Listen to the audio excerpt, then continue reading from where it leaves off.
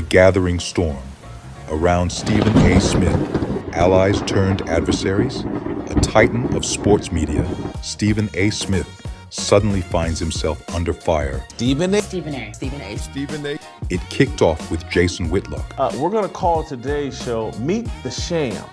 And I'm going to go back over why Stephen A. Smith is a complete and utter fraud, and he's a sham. The self-styled provocateur who's mastered the art of stirring pots for clicks, always chasing the next viral outrage. The hyper-focus on DEI and black quarterback play has diminished merit, has diminished competition, has undermined the pursuit of excellence for the pursuit of quotas. He positions himself as a moral guardian, spouting conservative takes that scream for attention, even if they're more spectacle than substance. Then came Kari Champion, a voice he once championed to ESPN's upper echelons. Stephen A. I played that Michelle Beadle clip for one reason and one reason only. I'm old enough to remember being on that show and getting in trouble based on some comments you said about women and whether or not they should know their place when it comes to abuse or non-abuse. Ray Rice comes to mind. Not going to get into the details of all of that. But Beadle just came for you yet again, like she did when I worked at ESPN. I wonder, do you have that same smoke for her that you have for Jasmine Crockett? Instead of gratitude, she leapt to defend Representative Jasmine Crockett against Smith's pointed commentary. You have for Michelle Obama that you sometimes display for me and Jemele Hill. Do you have that same smoke? Framing it as a broader attack. Was this a calculated pivot? Stephen A. Smith struck back. You should be ashamed of yourself. You just said, Kari, you called me, you root for me. Why would you root for somebody that called you out in Jemele Hill, who's your good friend? Because it's never happened. Never. I've shown you nothing but love. What are you talking about? You were hired at First Take in large part because of me. Enter Jemele Hill, swooping in like a protective ally to back her friend Champion. Take it away. I have always credited Stephen A. Smith with the fact that when I was a columnist in Orlando and Stephen A. had a show called Quite Frankly on ESPN, he had a segment on the show called The Back Page, which he purposely and intentionally made as a space for black columnists. Hill, too, owes a nod to Smith's early support during her ESPN days. So I was on it, Rob Parker was on it, a lot of people were on it who were black opinion makers, opinionists during that time. And it is very true that being able to be on Quite Frankly and to be, sort of seen nationally was definitely something that helped me in my career.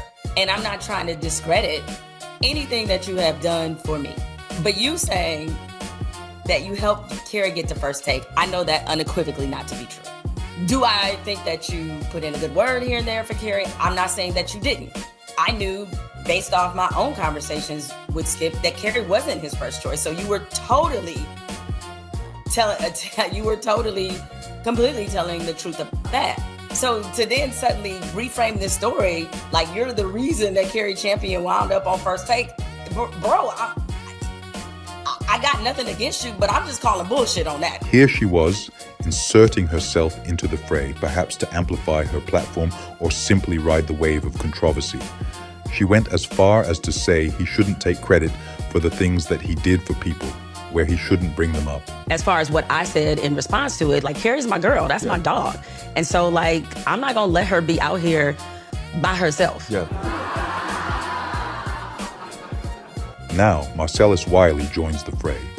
Stephen A. Smith not admitting the real reason he mad at LeBron is just because simply I just like Jordan and Jordan texts me back. Get to Max. He's smarter than him. Oh, why are you offended, bruh? Who gets mad? Stephen A. Smith, his greatness is being an exclamation point. His greatness is his entertainment value. And that's why it didn't work with Max, because he didn't see the entertainment value in Max. Repeatedly invoking Smith's name with an undercurrent of bitterness that feels oddly personal.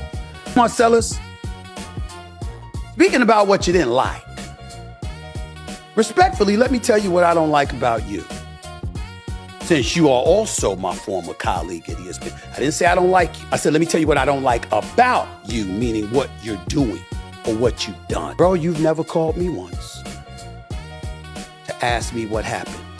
Your entire perspective is from Max, who is one of, if not your best friend on the planet. Known for his direct style, Wiley's barbs lacked that trademark clarity, laced instead with unspoken grudge, leaving us wondering about the source of this simmering tension. Here's the puzzle. Smith hasn't burned bridges with any of them.